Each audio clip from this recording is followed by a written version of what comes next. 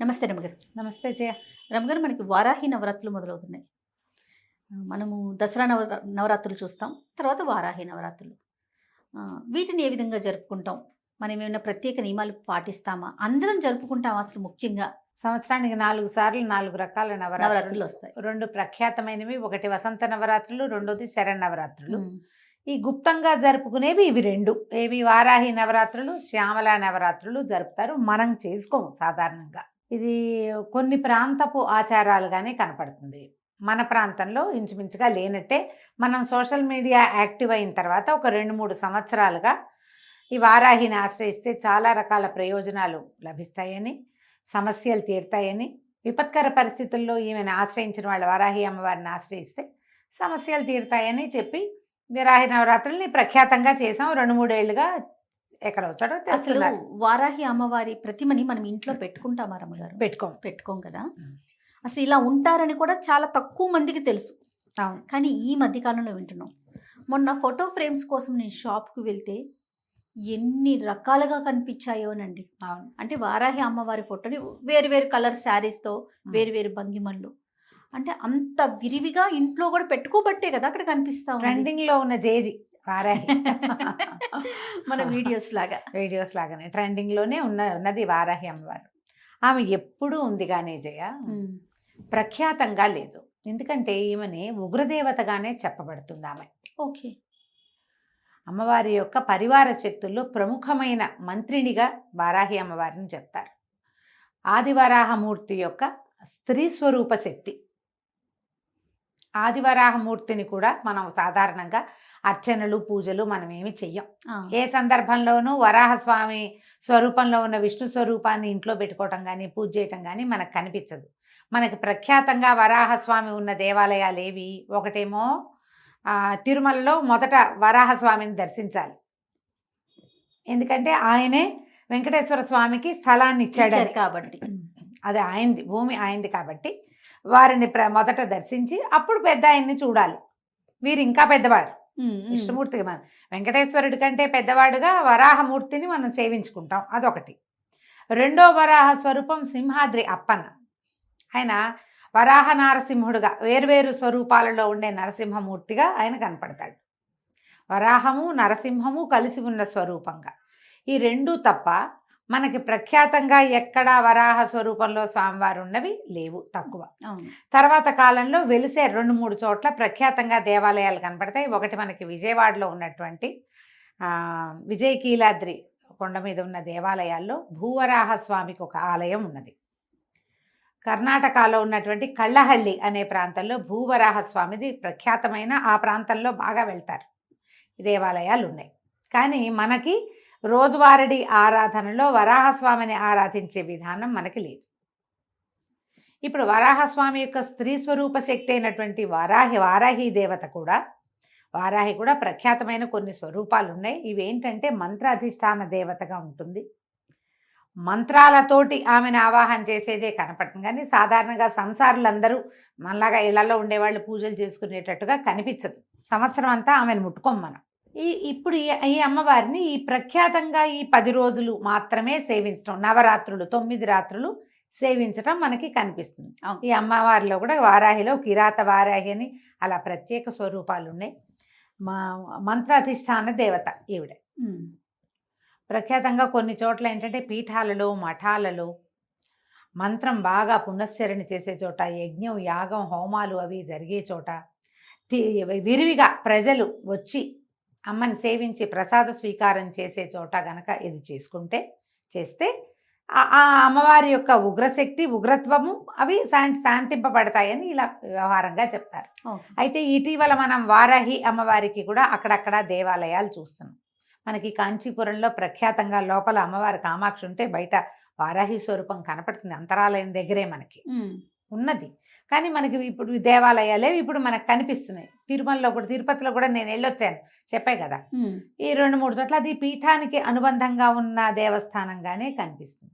ఎలాగైనా ఎక్కడైనా కనపడితే నమస్కరించుకోవటానికి ఏ ఆటంకము లేదు. అంతే కదండి, నమస్కారం చేసుకోవచ్చు. ఒకవేళ ఏ దేవాలయానికైనా వెళ్ళినప్పుడు అక్కడ అర్చనాధికారులు జరుగుతుంటే అర్చనలో పాల్గొనొచ్చు. ఏమీ భయం లేదు, తప్పు లేదు, చెయ్యొచ్చు. అయితే ఈ ప్రఖ్యాతమైన ఈ 9 రోజులు చేసేటప్పుడు మనం కొంచెం చిన్న మెలకువతోటి వ్యవహరిస్తే సరిపోతుంది, చేసుకోవచ్చు. ఇప్పుడు ఇది ఉగ్రదేవతారాధనగా దీన్ని ఏం తీసేయాల్సిన పని లేదు, చేసుకోవచ్చు. ఈ చేయటం ఏమిటి, మనం ఎట్లాగో ప్రాణ ప్రతిష్ఠ చేసి విగ్రహాలు పెట్టి అంత గందరగోళంగా హైరాన్ పడద్దు. ఓకే, యాజ్ సింపుల్ యాజ్ చేసుకోవచ్చు, ఎంత సింపుల్గా అయినా. ఈ 9 రోజుల పాటు ఎక్కడి నుంచి మొదలైంది, ఇది ఆషాఢ శుద్ధ పాడ్యం నుంచి నవమి వరకు పూజ. పొద్దునైనా చేసుకోవచ్చు, రాత్రైనా చేసుకోవచ్చు. కాకపోతే ఈ వారాహి యొక్క శక్తి రాత్రి వేళల్లో ఎక్కువ ఉంటుందని, పగలు అమ్మవారు నిద్రిస్తుందని చెప్తారు. మేము తిరుపతిలో వెళ్ళినటువంటి అమ్మవారి దేవాలయంగా లేదది, అదొక పెద్ద మండపం లాగా ఉండి క్లోజ్ చేసి పెట్టారు. మేము అక్కడ లోపలికి వెళ్ళాక చూస్తూ మాట్లాడాం 2 వాక్యాలు. అక్కడ కూర్చున్న ఒక స్వామీజీ ఒక ఆయన జపం చేసుకున్నారు. అమ్మ మాట్లాడిపోకండి, అమ్మవారు పగలు నిద్రిస్తుంది, రాత్రిపూట అమ్మ మెలకువగా ఉంటుంది అని చెప్పారు. హైదరాబాద్లో కూడా 3-4 చోట్ల అమ్మవారు వారాహి ఉంది పీఠంలో. నేను చెప్పాను లాస్ట్ టైం, కుదిరిక ఉంటే వెళ్ళి రావచ్చు. ఈ సమయాల్లో మంచివి. ఇవి ప్రఖ్యాతమైన రోజులు. ఆమె యొక్క శక్తి ద్విగుణీకృతంగా ఉండుండొచ్చు, అందుకని చెప్తారేమో ఈ నవరాత్రులు అంటారు. చెప్తారు. ఈ 9 రోజులు మనం ఏం చేయొచ్చు, వారాహి అమ్మవారిది ఒక చిన్న ఫోటో పెట్టుకోండి. ప్రతిమలకి వెళ్ళొద్దు, కలశాలు పెట్టుకోవద్దు. దసరా నవరాత్రులకు చేసినట్టుగా కలశాలు అక్కర్లేదు. మనం ఇవి పెడతారు కదా, దీపాలు పెడతారు, అఖండాలు అవి పెట్టుకోవాల్సిన అవసరం లేదు. ఓకే, సింపుల్గా చేసుకోండి. ఒక్క ఫోటో. మనం ఏంటంటే ఏదైనా ఆరాధన చదువుకునేటప్పుడు స్వరూపం కనపడుతుంటే మనకు ఒక సంతోషం, తృప్తిగా ఉంటుంది. ఇంత చిన్న ఫోటో పెట్టుకోండి చాలు, పెద్ద ఫోటో కూడా అక్కర్లా. ఏవైనా 4 ఎర్రని పువ్వులతోటి అర్చన చేసుకోండి. వారాహివి 12 నామావళి ఉంది, అష్టోత్తరం దొరుకుతుంది, 2-3 రకాల స్తోత్రాలు ఉన్నాయి. ఏదైనా ఒక స్తోత్రంతో ఆ స్తోత్రం చదువుకుని ఆ పువ్వులు సమర్పించి ఏదైనా నివేదన పెట్టుకోండి చాలు. ఇప్పుడు మీరు ప్రాణ ప్రతిష్ఠ చేస్తాము, ఉద్వాసన ఎప్పుడు చెప్పాలి, ఇలాంటి వ్యవహారాల్లోకి దిగదు. ఎందుకంటే ఇది ప్రఖ్యాతంగా చేసేది కాదు, మామూలుగా రోజువారీ మనం చేసుకునేది కాదు. కాబట్టి ఇవి ప్రత్యేకమైన రోజులు, ఆమెకి సంబంధించిన రోజులుగా చెప్పబడుతున్నాయి. కాబట్టి పెద్దవాళ్ళంతా చెప్తున్నారు. కాబట్టి ఈ 10 రోజులు మనం ఏదైనా చదువుకోవచ్చు, చెప్పుకోవచ్చు. రోజువారీ నివేదనకి అమ్మవారికి పానకము, పెసరపప్పు నివేదన చేయొచ్చు, వడపప్పు, పానకము. మీరు చేయగలిగితే పాయసాన నివేదన చేయొచ్చు. 9 రోజులు ఏదైనా ఒక అన్న నివేదన చేయొచ్చు, ఫలాలు అవి పెట్టచ్చు. పానకం, వడపప్పు మాత్రం మస్ట్ అండ్ షుడ్గా పెట్టాలి.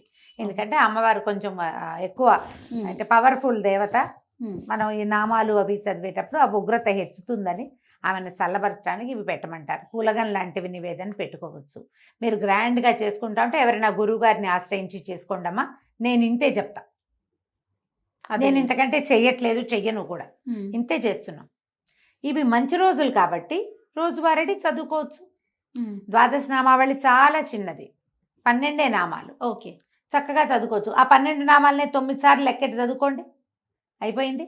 11 సార్లు లెక్క పెట్టి చదువుకోండి. అవును, పువ్వులు ఏవో సమర్పించండి. అష్టోత్తరంగా దొరికిందనుకో మనకు ఆన్లైన్ కనపడతాయి, చేసుకోవచ్చు. ఇప్పుడు ఇది సాంగంగా మనం దసరా పూజల్లో అమ్మవారిని నిలబెట్టి 9 రోజులు సేవించి 10వ రోజున ఉద్వాసన చెప్పి అమ్మవారిని మళ్ళీ వెనక్కి చేర్చి అంతలా చేయక్కర్లేదు, చేయవసరం లేదు. 9 రోజులు చేసుకుంటే మంచిది, 5 రోజులైనా చేసుకోవచ్చు. పైగా ఇవేంటంటే ఇవన్నీ కాంప్లికేటెడ్ కదా జయ. ఏదైనా మొదలుపెట్టి ఏదైనా మధ్యలో ఇబ్బంది వచ్చింది, పీరియడ్స్ వస్తాయి, పిల్లలకి పీరియడ్స్ వస్తాయి, ప్రయాణాలు వస్తాయి, సడన్గా ఎక్కడో ఏదో ప్రాబ్లం వస్తుంది, చావో మరణమో పొటకో సమత్తలో ఏమోటో వస్తాయి, మనం అటేటో వెళ్తాం, మానేసామని భయం వేస్తుంది. అవునండి. మీరు ప్రాణ ప్రతిష్టలు అవి చేసి కలశాలు పెట్టి తర్వాత ఏమో అఖండాలు పెట్టారనుకోండి, మానకుండా చేయాలి. మానేస్తే మీ ఇంట్లో పిల్లలు కాలు జారిపడినా, మీకే గట్టిగా దుమ్మొచ్చి తలనొప్పి వచ్చినా అమ్మవారిని మానేసాం కాబట్టి వచ్చింది, కనెక్ట్ చేసేసుకుంటాం. కనెక్షన్లు పెట్టుకోవద్దు. అందుకని మీరు ఇవి పెట్టద్దు, ఓకే, ప్రాణ ప్రతిష్టలకి దిగబోకండి. ఒక పటం రోజువారీ పెట్టుకోండి, ఈ 9 రోజులు చదువుకోండి. ఓకే, 10వ రోజు అయిన తర్వాత 10వ రోజు నాడు ఆ పటం తీసి చక్కగా తుడిచి పైన పెట్టేసుకోండి. పటం తీసి పైన పెట్టాలంటే మహారాజుగా పెట్టుకోవచ్చు. మీకు ఉంచుకునే ఉద్దేశం ఉంటే ఉంచుకోవచ్చు, కానీ లేకపోతే తీసి పైన పెట్టచ్చు, ఆవిడ ఏమందు.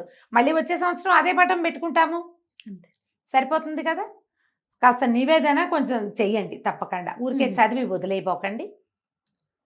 మనం పారాయణ చేశాక ఏదైనా చదువుకుని ఏదైనా అర్చన చేశాక ఖచ్చితంగా నివేదన, తాంబూలము, హారతి లైన్ ప్రకారం చేసేయాలి. ధూపము, దీపము, మొదట దీపం పెట్టుకుంటాం, ధూపం చూపిస్తాం, ఏదో స్తోత్రం చదువుతాం, 2 పుష్పాలు సమర్పిస్తాం, నైవేద్యం నైవేద్యం చేస్తాం, హారతి, ఓ. ఒక నమస్కారం, కంప్లీట్ అయిపోతుంది. కంప్లీట్ అయిపోతుంది. మీరు రోజు రాత్రిపూట 9 రోజులు చేసుకోవచ్చమ్మా. ఇందులో భయపడేంత పెద్దది కాదు ఇది. ఇవి మనం చెయ్యం కాబట్టి చేయక్కర్లేదు, చెయ్యాలనిపించింది లక్షణంగా చేసుకోవచ్చు. ఇంత Okay. మాత్రం చెయ్యండి, ఏమీ భయం లేదు. ఈమె ఏంటంటే పరివార శక్తుల్లో ప్రబలమైన శక్తి. ఆహా. ఆవిడ తక్కువది కాదు, ఓ. చాలా గట్టిది. ఇప్పుడు ఇంత గట్టి ఇది మనకి దేనికి అవసరం? ఆమెకు సరిపడా మనం చేయగలమా? అది అది ఆలోచించుకుని కదా దిగాలి. డెఫినెట్ గా. నేను ఎందుకంటే ఇవి విని కేసులు, మేము భయం వేస్తుంది, భయం పడ్డాము, మాకు అలా ఉంది, మాకు ఇలా ఉంది, ఈ పటం తీసేయచ్చా, ఈ పటం ఉంచుకోవచ్చా అని నన్ను 10 మంది అయినా అడిగారు. లాస్ట్ ఇయర్ వారాహి నవరాత్రుల తర్వాత ఆ పటం ఏం చెయ్యాలి, ఇన్ని రోజులు పూజ చేసాం, ఇప్పుడు లోపల పెడితే తప్పేమో, అనుమానాలు కదా రమ్మగారు, భయాలు ముందు. భయాలు కదా. భయం అయితే చెయ్యొద్దమ్మా అంటా నేను. భయపడితే చేయబోకండి. మామూలు మనం ఏ రోజువారీ ఏం చేసుకుంటామో అది చేసేసుకోండి, సరిపోతుంది.